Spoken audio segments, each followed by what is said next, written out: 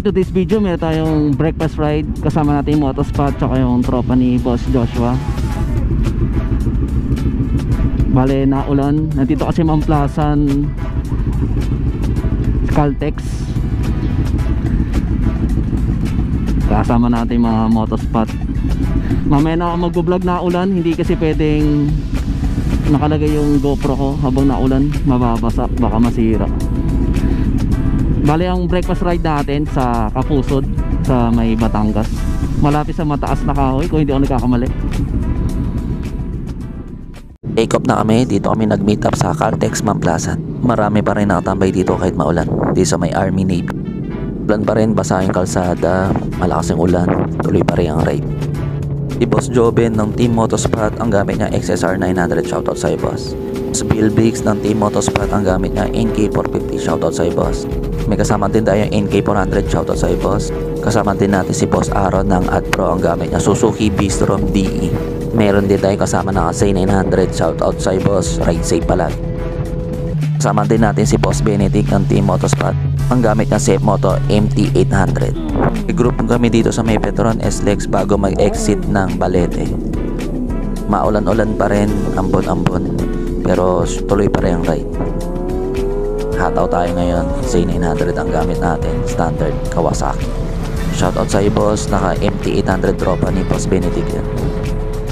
Shoutout din kay Tongski, naka MT09. Nandito na kami sa exit ng Balete sa tollgate.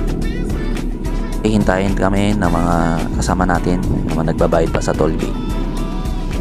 Yan, shoutout kay boss, naka TRK, lupit yan.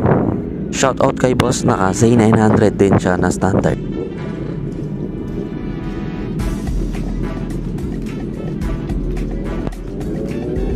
Shoutout kay boss Joshua, naka NK400 siya na color red.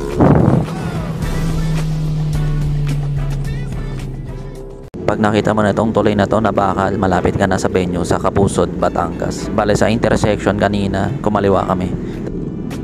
Okay, marami kami masyado kaya medyo mabagal. Pababa kasi to, medyo madulas yata yung daan. Pero maganda naman yung flooring nila pababa. Dito yung papasok sa Kapusod. Meron pa tayo sa likod na tropa. Ang dami namin, no? Mga 18 yata kami na nag-ride ngayon araw. Medyo wala ng ulan ngayong araw.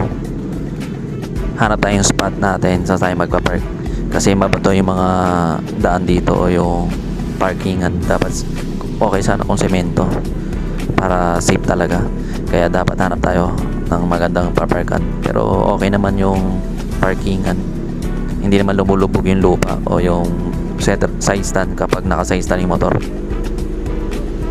Okay, nakahanap tayong spot. Maganda dito, hindi maaraw o maarawan yung motor mo kapag nakapark. Okay, palis na kami ng Kapusod. Hindi na ako nakapag-video kanina kasi napaka-hassle. Kanina umuulan habang kumakain kami.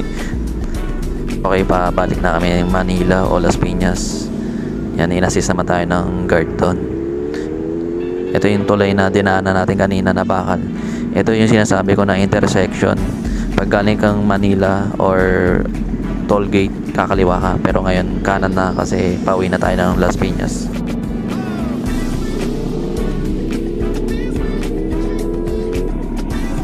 Okay, stop over muna kami. Magbabawas lang kami. Nawiwiwi na kami. Pwede naman magwiwi habang nagdadrive, pero hassle, kaya huminto muna kami. Si Boss Joben, focus natin.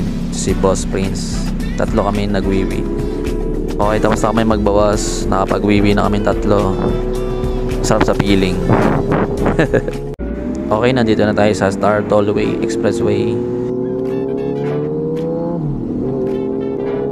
Kasama din natin si Boss Japet, shoutout sa'yo. Si Boss Prince, shoutout din. C400 din yung gamit niya.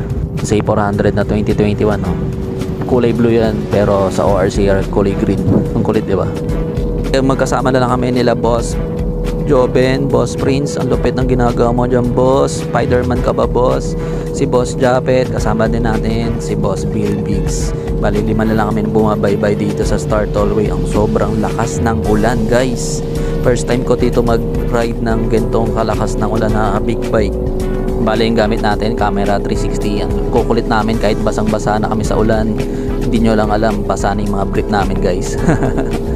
Akala nyo parang mahina yung ulan pero malakas yan. Bali yung camera nakatingin sa akin o nakaharap sa akin kaya parang hindi malakas yung ulan. Lalo naka temporary play tayo, medyo malaki yung pinagawa natin kaya kahit naka tail tidy tayo, hindi tayo agad na puputikan o napabasa yung likod natin ng putik or dumi. Okay, nagka-testingan si Boss Prince saka si Boss Philbix. Okay, nakakahabol yung NK450 pero humabol ulit ang Safe 400. Safe 400 ang nanalo. Okay, nagpagas kami sa Petron, sobrang wet na namin pero sobrang saya pa rin. Napapasayaw na si Boss Philbix habang kinakanta ni Boss Prince. Okay, outfit check na.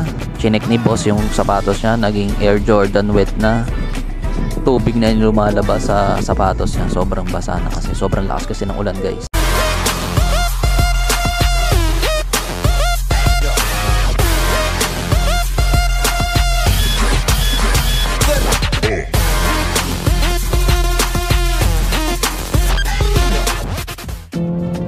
Okay, nandito namin sa San Pedro, Laguna. Sobrang init dito. Kanina ang lakas ng ulan sa Batangas. Basa yung daan. Ngayon dito, tuyong-tuyo yung daan, maaraw.